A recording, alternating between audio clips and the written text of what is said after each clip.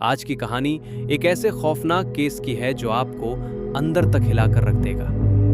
उत्तर प्रदेश के मेरठ में प्रेम प्रयाग कॉलोनी में 4 लोगों का एक परिवार रहता था। परिवार के मुखिया थे रिटायर्ड इंजीनियर प्रेमवीर सिंह, उनकी पत्नी संतोष देवी और उनके 3 बच्चे। एक बेटी की शादी हो चुकी थी और वो अपने पति के साथ दूसरे शहर में खुशी खुशी रह रही थी। उनका एक बेटा था गौरव और 21 साल की बेटी प्रियंका। गौरव अपनी नौकरी की वजह से बेंगलुरु में रहता था। उसकी शादी तय हो चुकी थी और 12 दिसंबर 2008 को उसकी शादी होने वाली थी। परिवार में सब कुछ बिल्कुल सही चल रहा था। 11 नवंबर 2008 को संतोष देवी की छोटी बहन मंजुलता अपनी बहन संतोष को लगातार फोन करने की कोशिश कर रही थी, लेकिन उनकी बहन का फोन स्विच ऑफ आ रहा था। मंजुलता बार बार अपनी बहन को फोन कर रही थी, लेकिन कोई जवाब नहीं मिल रहा था।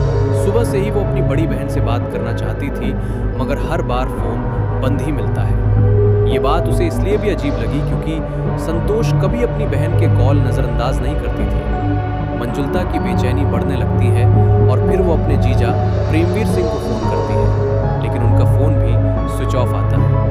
अब मंजुलता की चिंता और भी बढ़ गई। सुबह से दोनों के फोन बंद होने की वजह से मंजुलता को कुछ गलत होने की आशंका महसूस हो रही थी, इसलिए वो बिना 1 मिनट गवाए सीधे अपनी बहन के घर जाने के लिए निकल पड़ी। लेकिन जब वो अपनी बहन के घर पहुंची तो घर का मुख्य दरवाजा बंद था और दरवाजे पर ताला भी लगा हुआ था, लेकिन घर की एक खिड़की खुली हुई थी। जब मंजुलता ने खिड़की से अंदर झांक कर देखा तो घर में बिल्कुल शांति थी। एक पल के लिए उसे लगा कि शायद वो लोग कहीं बाहर गए होंगे। अब उलझन में पड़ी मंजुलता पड़ोसियों के पास गई और उनसे पूछा कि क्या उसकी बहन और जीजा कहीं बाहर गए हैं। पड़ोसियों ने बताया कि उन्होंने संतोष और प्रेमवीर सिंह को पिछली रात देखा था और उसके बाद से वो दोनों कहीं जाते हुए नहीं दिखे। उनका कहना था कि दोनों जरूर घर के अंदर ही होंगे, लेकिन घर के मेन गेट पर तो बाहर से ताला लगा हुआ था। ये बात सुनकर माहौल और भी डरावना हो गया। मंजुलता दोबारा खिड़की के पास जाती है और बहुत ध्यान से अंदर झांक कर देखती है, और उसी पल उन्होंने जो देखा उसे देखकर उनका दिल बैठ गया। मंजुलता तुरंत पड़ोसियों के पास जाती है और उनसे हाथ जोड़कर दरवाजा तोड़ने के लिए मदद मांगती है। पड़ोसी तुरंत दौड़कर आते हैं और दरवाजे का ताला तोड़ने में कामयाब हो जाते हैं। मंजुलता के साथ साथ आसपास के लोग भी तेजी से घर के अंदर घुसते हैं, लेकिन जैसे ही सभी लोग घर के अंदर जाते हैं तो अंदर का नजारा देखकर सबकी रूह कांप जाती है। एक कमरे में संतोष देवी मृत पड़ी थी और दूसरे कमरे में प्रेमवीर सिंह की लाश पड़ी हुई थी और पूरे फर्श पर खून ही खून फैला हुआ था। वहां का दृश्य इतना भयानक था कि कुछ पल के लिए सब लोग डर से सहम गए। शुरुआत में सभी को लगा कि किसी ने दोनों को बेरहमी से पीट पीट कर मार डाला है। इसके बाद वहां के लोग पुलिस को फोन करके सूचना देते हैं। कुछ ही देर में पुलिस मौके पर पहुंचती है और घर की तलाशी करने लगती है। घर के हर कोने की जांच की जाती है। पुलिस पड़ोसियों से भी पूछताछ करती है। घर के सामान को बिखरा हुआ देखकर पुलिस को भी पहले यही लगा कि ये लूटपाट का मामला है।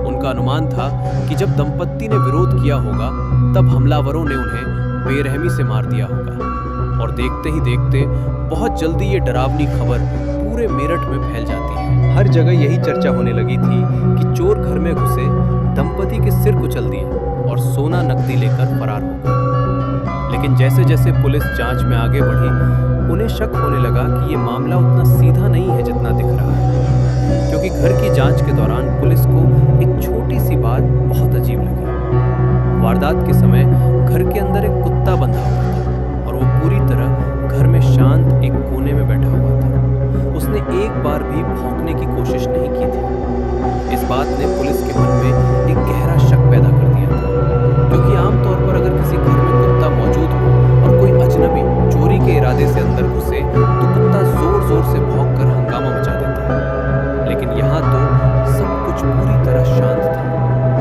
अब पुलिस के मन में सवाल उठने लगे थे कि क्या रात में कुत्ता बिल्कुल भी नहीं भौंका था। पुलिस ने जब पड़ोसियों को बुलाया और उनसे पूछा कि क्या रात में उन्हें कुत्ते के भौंकने की कोई आवाज सुनाई दी थी, तब पड़ोसियों ने बताया कि उन्होंने पूरी रात कोई आवाज नहीं सुनी। अब ये सुनकर पुलिस और भी ज्यादा सतर्क हो गई थी।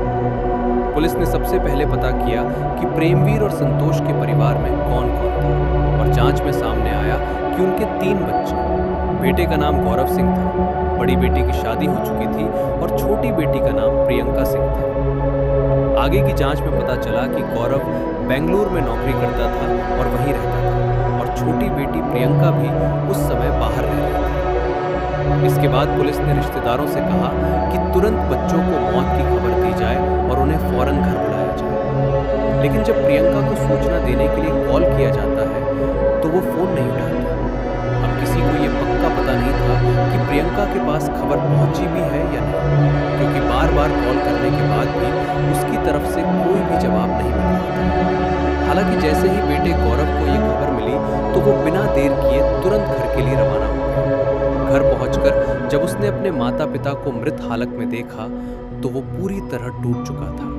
वो फूट फूट कर रोने लगा और अपना दर्द संभाल नहीं पा रहा था। ये दृश्य बेहद दिल तोड़ देने वाला था। परिवार आखिरी समय तक बेटी प्रियंका का इंतजार करता रहा। सभी को उम्मीद थी कि वो घर आएगी, लेकिन बहुत इंतजार करने पर भी उसका कोई अता पता नहीं था। जब इंतजार की कोई गुंजाइश नहीं बची तो मजबूर होकर परिवार को अंतिम संस्कार की रस्में पूरी करनी पड़ी। इस मोड़ पर पुलिस को प्रियंका का व्यवहार बेहद अजीब लगने लगा। उनके मन में एक बड़ा सवाल उठने लगा कि क्या वो इसलिए नहीं आई क्योंकि उसे खबर ही नहीं मिली, या फिर सब कुछ जानने के बावजूद उसने जानबूझकर न आने का फैसला किया। पुलिस ने प्रियंका के मोबाइल नंबर के जरिए उसकी कॉल हिस्ट्री निकलवाई और उसकी लोकेशन भी ट्रैक की।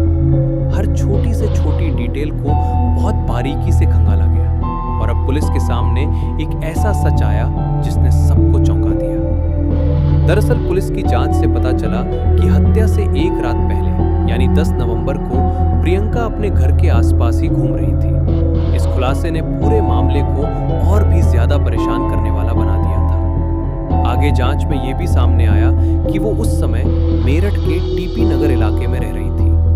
अब पुलिस का शक उस पर काफी गहरा हो चुका था। अब पुलिस प्रियंका को पकड़ने के लिए सादे कपड़ों में उस घर के पास पहुंचती है जहां पर वो रह रही थी।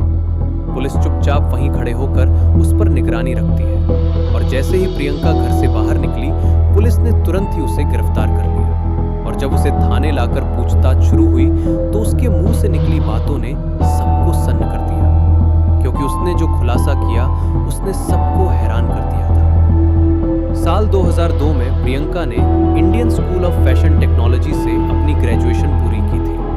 समय के साथ जैसे जैसे वो बड़ी होती गई, उसके दोस्त और क्लासमेट उसकी खूबसूरती की बार बार तारीफ करने लगे। लगातार मिल रही इन तारीफों ने धीरे धीरे प्रियंका के दिल में एक सपना जगा दिया और वो सपना था मॉडल बनने का। प्रियंका ने जब ये सपना अपने माता पिता के साथ साझा किया और उन्हें बताया कि वो मॉडल बनना चाहती है, तब उसके माता पिता ने उसे बिल्कुल नहीं रोका, बल्कि उन्होंने उसका पूरा साथ दिया।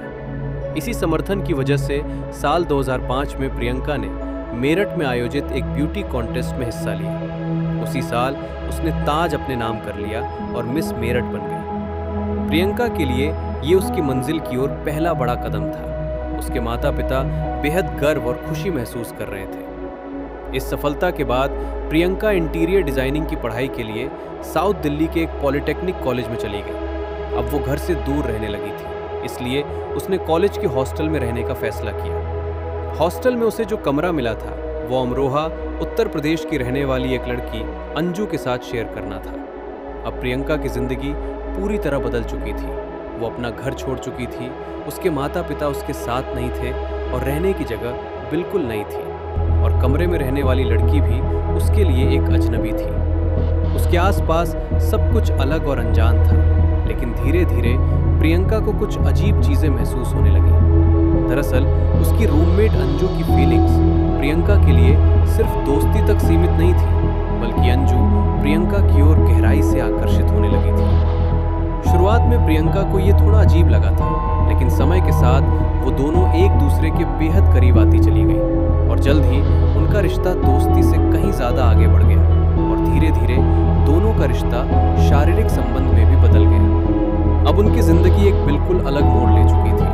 इसी बीच हॉस्टल में रहते हुए एक दिन अंजू की तबीयत अचानक बहुत खराब हो गई और घर वापस जाने के बजाय वो हॉस्टल में ही रही। उस मुश्किल वक्त में प्रियंका ने उसकी पूरी देखभाल की थी। प्रियंका हर पल अंजू के साथ रही थी। दोनों ये अच्छी तरह जानती थीं कि उनका रिश्ता भारतीय समाज में स्वीकार नहीं किया जाएगा, लेकिन समस्या ये थी कि वो एक दूसरे से दूर भी नहीं रहना चाहती थी। दोनों डर और प्यार के बीच अब बुरी तरह फंस चुकी थी। इसी वजह से अंजू और प्रियंका मानो एक साथ दो अलग दुनियाओं में जीने लगे। एक तरफ था भारतीय समाज का सख्त और जज करने वाला कल्चर, और दूसरी तरफ उनकी अपनी निजी दुनिया जो छिपे हुए प्यार और राजों से भरी थी। दोनों दुनियाओं में एक साथ टिके रहने के लिए उन्हें बेहद सावधान रहना था, और बहुत सोच विचार के बाद दोनों ने एक ऐसा प्लान बनाया जिसका अंजाम आगे चलकर बहुत ही बुरा होने वाला था। अंजू का एक छोटा भाई था जिसका नाम था अजेंद्र सिंह। अंजू के मन में एक दिन एक विचार आया कि अगर अजेंद्र की शादी प्रियंका से हो जाए तो समाज की नजरों में उनका असली रिश्ता छिपा रहेगा और दोनों एक ही घर में साथ भी रह पाएंगे। और जब अंजू ने ये बात प्रियंका को बताई तो वो भी इस बात से सहमत हो गई। अब दोनों इस प्लान को अंजाम देने के लिए आगे की प्लानिंग में लग गई। अब जब भी अंजू अपने घर फोन करती, वो किसी न किसी बहाने अपने छोटे भाई अजेंद्र की बात प्रियंका से करवा देती। धीरे धीरे ये बातचीतें बढ़ती चली गई। अजेंद्र को लगने लगा कि उसकी बड़ी बहन की दोस्त और रूममेट प्रियंका सिंह उसकी तरफ आकर्षित हो रही है, और जैसे ही उसे ये एहसास हुआ, उसने बिना देर किए रिश्ते को आगे बढ़ाना शुरू कर दिया। धीरे धीरे प्रियंका और अजेंद्र के बीच भी एक रिश्ता बनने लगा, लेकिन इसके पीछे की सच्चाई कुछ और ही थी। प्रियंका की तरफ से ये रिश्ता सिर्फ एक सोची समझी चाल था। असल में प्रियंका का असली मकसद अंजू के साथ पूरी जिंदगी बिताना था, लेकिन अजेंद्र इस रिश्ते को लेकर पूरी तरह सीरियस था। उसे जरा सा भी अंदाजा नहीं था कि उसका इस्तेमाल किया जा रहा है। वो तो बस किसी और की प्लानिंग का एक छोटा सा हिस्सा था। कुछ समय बाद अजेंद्र ने अपने माता पिता को प्रियंका के साथ अपने रिश्ते के बारे में बता दिया, लेकिन दोनों के घर वाले इस रिश्ते के सख्त खिलाफ थे। फिर भी कुछ ही समय बाद दोनों की शादी कर दी गई। शादी के बाद प्रियंका अजेंद्र के घर आकर रहने लगी, या यूं कहें कि वो अंजू के ही घर में रहने आ गई। लेकिन शुरुआत से ही अंजू और प्रियंका के सामने एक बड़ी समस्या मौजूद थी। दोनों तरफ के परिवार इस शादी के सख्त खिलाफ थे, और सबसे पहला कारण था अजेंद्र प्रियंका से उम्र में काफी छोटा था, और दूसरा कारण और भी गंभीर था। उस समय अजेंद्र के पास कोई नौकरी नहीं थी, और इन सब वजहों से ही प्रियंका और अजेंद्र की शादी कोई सामान्य या पारंपरिक शादी नहीं थी, बल्कि कोर्ट मैरिज थी। अजेंद्र लगभग पूरा दिन घर से बाहर रहता था, और इसी वजह से अंजू और प्रियंका को साथ में समय बिताने के कई मौके मिल जाते थे। शादी के बाद कुछ समय तक प्रियंका अजेंद्र और अंजू के घर में ही रही, लेकिन ये तो दोनों परिवारों के लिए सिर्फ पहला झटका था। असली झटका तो बाद में लगा, जब दोनों परिवारों को अंजू और प्रियंका के रिश्ते की असली सच्चाई पता चल गई। उसी के साथ प्रियंका और अजेंद्र की शादी के पीछे छिपी हकीकत भी सामने आ गई। इसके बाद परिवारों के गुस्से का अंदाजा लगाना मुश्किल नहीं था। सोचिए, उस सच्चाई को जानकर परिवार वाले अंदर से कितने टूट गए होंगे, कितना बड़ा धोखा उन्हें महसूस हुआ होगा। और गुस्से में आकर घर वालों ने प्रियंका और अंजू को घर से निकाल दिया था। अब अंजू और प्रियंका के पास कोई रास्ता नहीं बचा था। दोनों ने अमरोहा में अंजू का घर छोड़ दिया और दिल्ली में आकर साथ रहने लगी। प्रियंका के पिता इस घटना से इतने गुस्से में थे कि उन्होंने एक बेहद कठोर कदम उठा लिया था, जिसका नतीजा बहुत ही भयानक होने वाला था। उन्होंने तुरंत अपनी सारी संपत्ति अपने बेटे गौरव के नाम कर दी। इतना ही नहीं, उन्होंने अखबार में एक नोटिस भी छपवाया, जिसमें साफ साफ लिख दिया कि वो अपनी बेटी से सारे रिश्ते खत्म कर रहे हैं। उस दिन के बाद उन्होंने ऐलान कर दिया कि उनका प्रियंका से अब कोई रिश्ता नहीं है। कुछ समय तक अंजू और प्रियंका ने किसी तरह दिल्ली में गुजारा किया, लेकिन धीरे धीरे उनके पैसे खत्म होने लगे।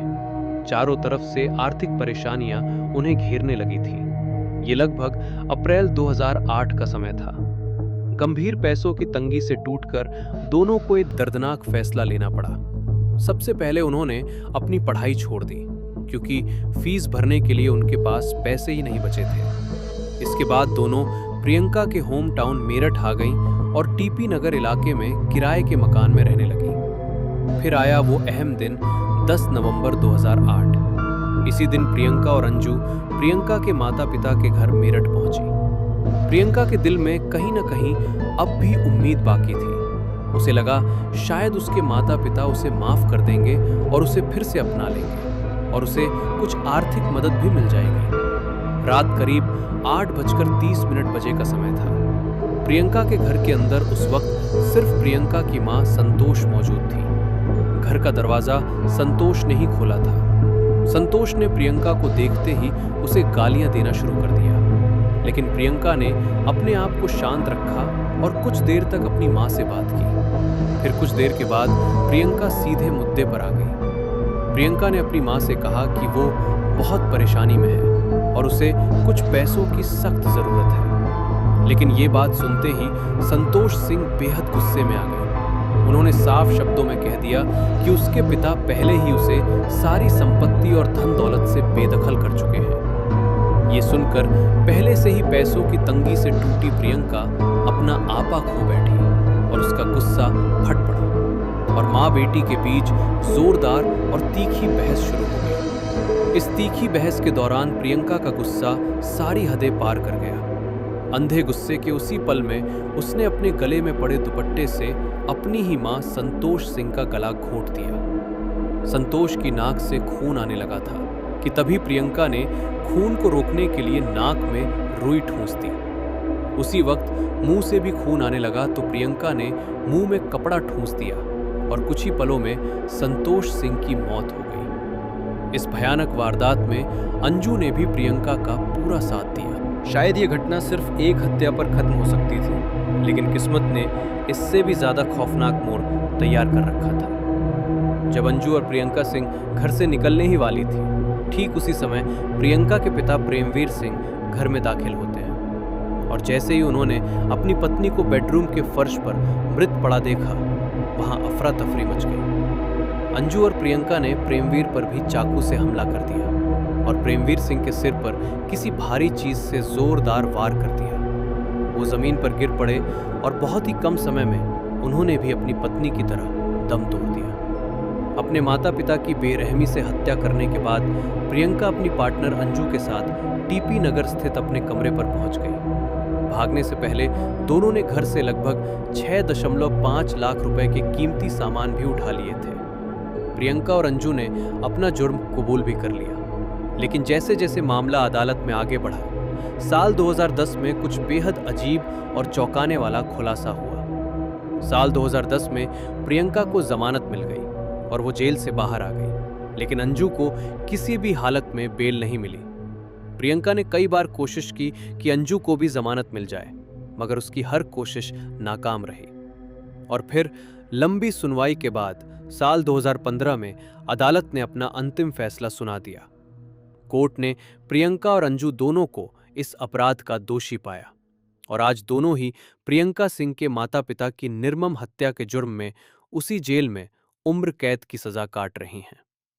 तो ये थी मेरठ के सबसे चर्चित और सबसे चौंकाने वाले Priyanka Singh double murder case की कहानी। एक ऐसा केस जिसने पूरे शहर को ही नहीं बल्कि पूरे देश को हैरान कर दिया था। अगर आपने इस वीडियो को आखिर तक देखा है तो वीडियो को लाइक जरूर करें।